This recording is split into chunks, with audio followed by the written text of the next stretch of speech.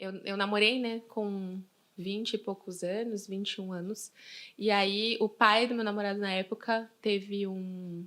Ele tinha acabado de me deixar em casa, teve uma convulsão no carro e descobriu que ele tinha um câncer no cérebro. Ele ficou paralisado.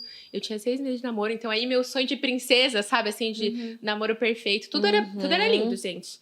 Cada um tinha, assim, ele fazia faculdade, eu trabalhava, ele trabalhava, tudo certo. E aí começou a virar... Pensando no futuro. Um caos.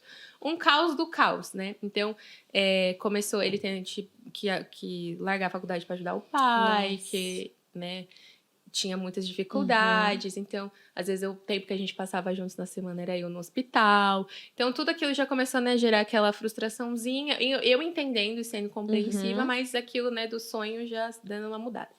E aí, ele faleceu em janeiro de 2019. Passou um mês, meu pai começa a sentir uma dor na barriga estranha. Ele achava que ele tinha comido um Danete. Ele foi no médico e a primeira vez falaram que ele tinha gases. Deram remédio de gases para ele e voltou para casa. E a barriga dele muito inchada, muito grande. Aí a segunda vez que ele foi, ele já ficou no hospital porque ele estava com câncer na cabeça do pâncreas, que é o mais agressivo que tem. E, na verdade, já tinha dado metástase, né?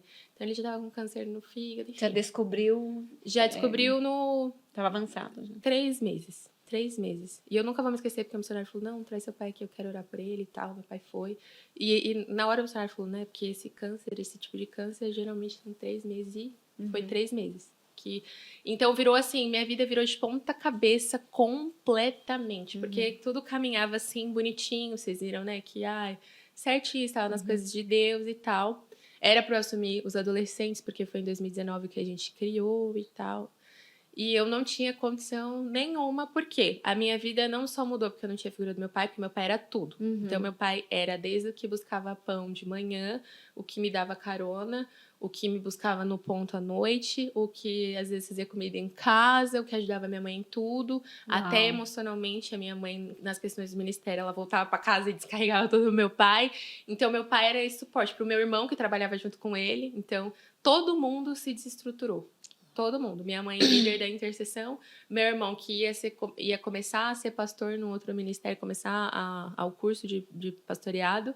E eu que assumi o ministério. Meu pai, né? Então, eu já estava vivendo, o pai do namorado, meu sogro, vivendo aquilo. E aí, de repente, eu estava vivendo o meu pai. Então, foi um luto em cima do outro luto, né?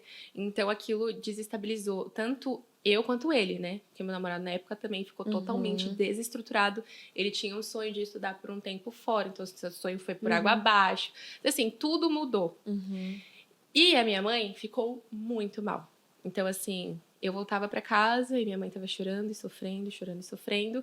Eu comecei a engordar muito também. Então, eu já comecei a ter problemas com a minha autoestima. Porque depois eu soube, assim, psicologicamente falando, você come pra ficar maior. E pra ficar maior que o problema, de forma irracional. Então, eu queria ser a proteção pra minha mãe, ao mesmo tempo que eu não queria ficar em casa, porque eu não queria ver minha mãe chorar. E aí, eu coloquei na minha cabeça que casando, saindo de casa, isso ia dar certo. E eu queria encontrar na figura, meu namorado, né, a figura do meu pai. Então, eu queria meu pai, mas assim, a todo custo. Eu queria casar e eu queria meu pai. E eu tava colocando tudo em cima dele e ele vivendo 2 lutos, um na sequência do outro. Ele engolindo tudo aquilo, porque ele era muito mais, assim, de guardar. E aí, gente, começou a virar uma bagunça a minha vida. Assim, eu tive um limbo. Um limbo mesmo de... Eu não queria falar com Deus, porque ele tinha levado meu pai embora. E na minha cabeça, minha família estava destruída, porque estava todo mundo posicionado. De repente, acabou, né? E aí... Parece que perdeu o chão. Né? Exato.